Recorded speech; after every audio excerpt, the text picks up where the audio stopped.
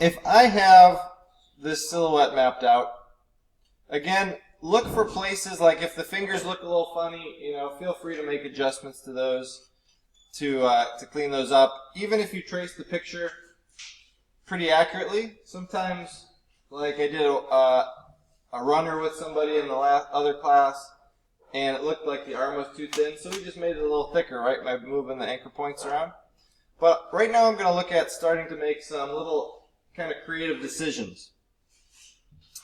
If you want your silhouette to be lighter, you can, but there's some things you might want to think about.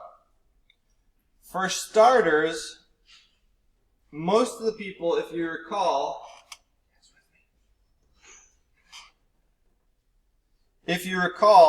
most people are going to turn off the stroke. So the stroke would be the outline that goes around the edge, right? Let me turn that back on to black. But there might be some of you who want to include that. Things you can play with would be the thickness of the stroke. You probably want to avoid it being real like chunky. If you start to do it thicker, what happens is it actually, by default, goes on both sides of the line.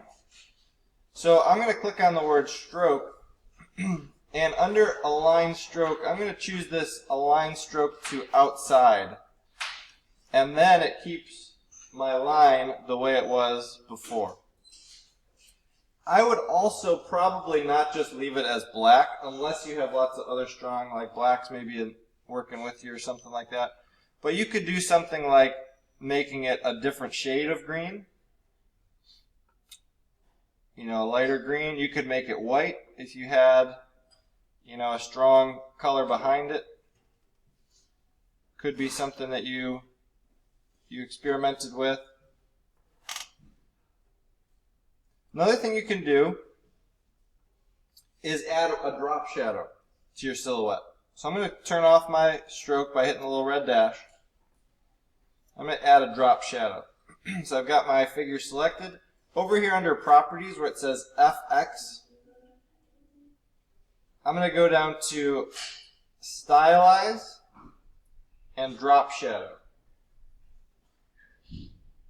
And you can see that it adds the drop shadow. You can change the direction of it. You can change how big or small it is. You can make it more like graphic where it's a hard edge. Just kind of having it offset like that. So it's almost like the stroke, except it's intentionally only on the one side. Okay. If I want, I can copy paste this and kind of do that on my own by making the bottom one a darker color. Kind of gives it a bit of a retro effect, right? Maybe in that case it would make sense to give it a little bit of a stroke if you wanted to. Right? So all of those things kind of come together to give you different options there. Does anyone have any questions about what I just showed you there? Again, I would assume, the default for most people will be turning that off. What I would not do is assume that it's just going to stay as a black line. The silhouette could be black, or it could be a color. It could be white if you have enough going on behind it, right?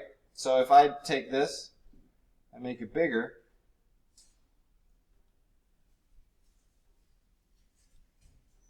that gives me where I can still see the silhouette even though it's white.